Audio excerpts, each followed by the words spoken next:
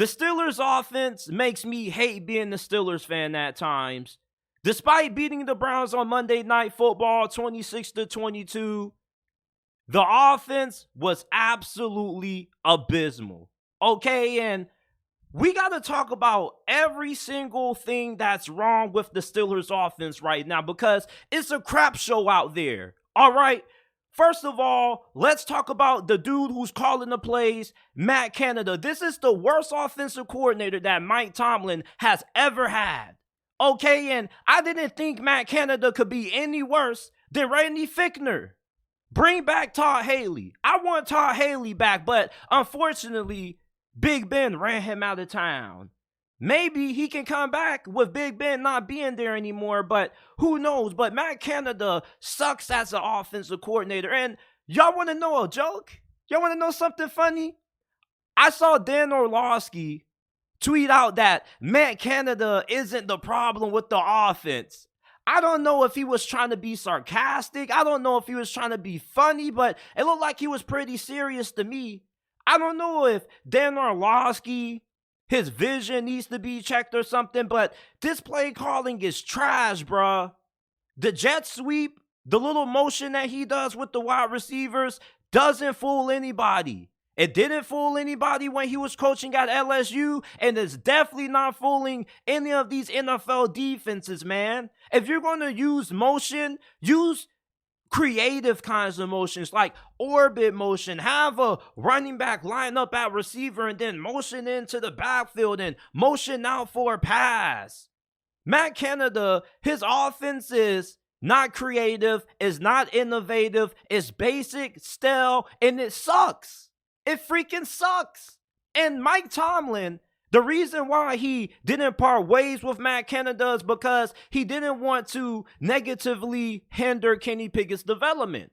Because the majority of quarterbacks that end up being bust have to go through a lot of coaching changes. They have to go through constant new offensive coordinators, constant new head coaches. The best time to develop a young quarterback is when you can nail your head coaching hires and you can have stability on the coaching staff, because you can't expect a young quarterback to continue to develop at a successful rate if he has to learn a new system every single year. And Kenny Pickett going into year 2, having a new offensive coordinator, Mike Tomlin felt would have been a detriment to his development. But I don't think it would have been too much of a hindrance, because how worse can you be at calling plays than Matt Canada?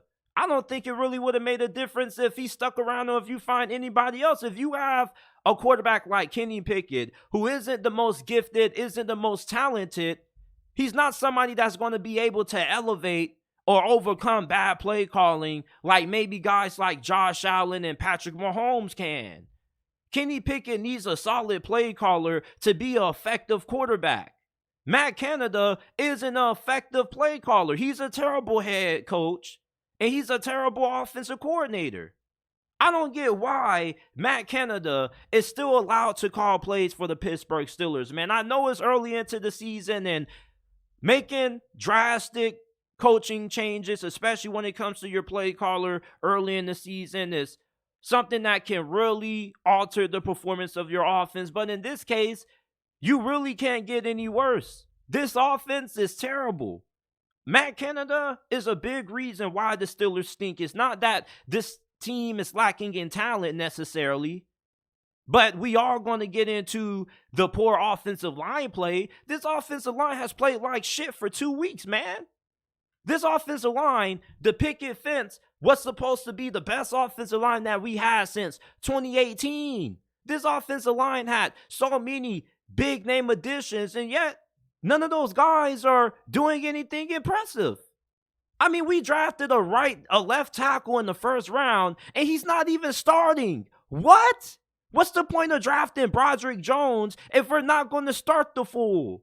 When you draft a left tackle, a wide receiver, a cornerback, those are instant impact positions. Therefore, these are positions that you should get instant production from day one. And if you draft a guy who's not ready to play day one at these positions, then I think that tells you that they're not good. Why are you drafting a developmental left tackle in the first round?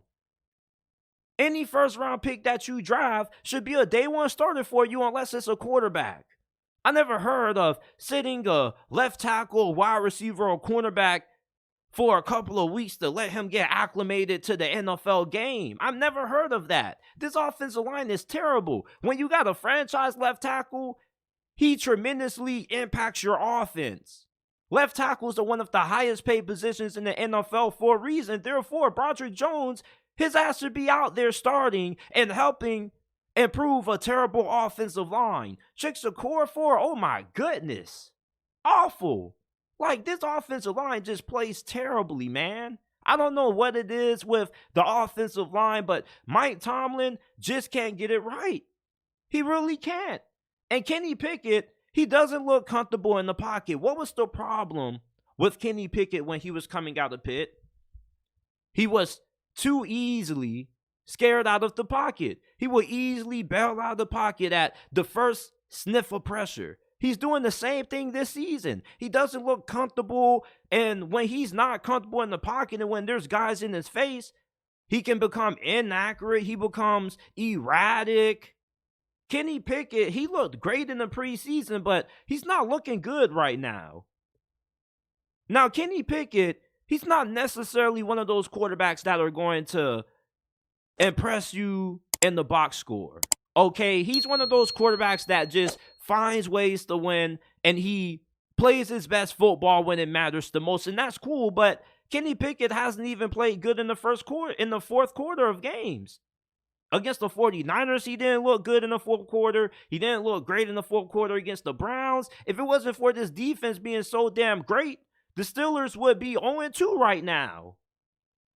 And this offense is severely lacking in explosiveness. And it's not the fact that they don't have explosive players. They just don't have a play caller that knows how to generate explosive plays. George Pickens is the only dude they know how to get the football to at wide receiver, and they barely know how to even do that right. I mean, George Pickens had a monstrous game against the Browns, but he could have an even better performance if the play calling was better.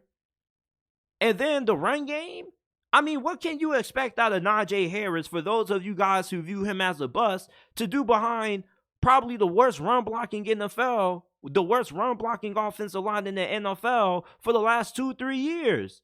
There's nothing a running back can do if he doesn't have any running lanes to run through. The offensive line is responsible for creating holes in the running game for these running backs to run through. And Najee Harris, he's not as fast as Jaylen Warren, but he's a really good back. And if he gets good offensive line play, he can be as good as how he was his rookie season. Ever since his rookie season, he has been on a constant decline. And the reason for that is because the offensive line just seems to get worse every season. It's not an excuse for Najee Harris, the bad offensive line play. I mean, some running backs can do good with bad offensive line play, but at the end of the day, you still got to be able to create holes in the run lane, and this offensive line can't do that. The Steelers' offense is severely disappointing. They need a new offensive coordinator ASAP, and it's probably not going to come soon. Mike Tomlin already said they're not making no changes, but even he knows, like, things have to change. This offense is terrible. They may still be able to win 9-10 games because of how great this defense is, but this offense ain't it. Matt Canada sucks. Kenny Pickett ain't looking good. I mean, this team offensively is just a complete mess. Hell, you know what they say, sometimes the best offense is a great defense. Pittsburgh proves that saying to be right.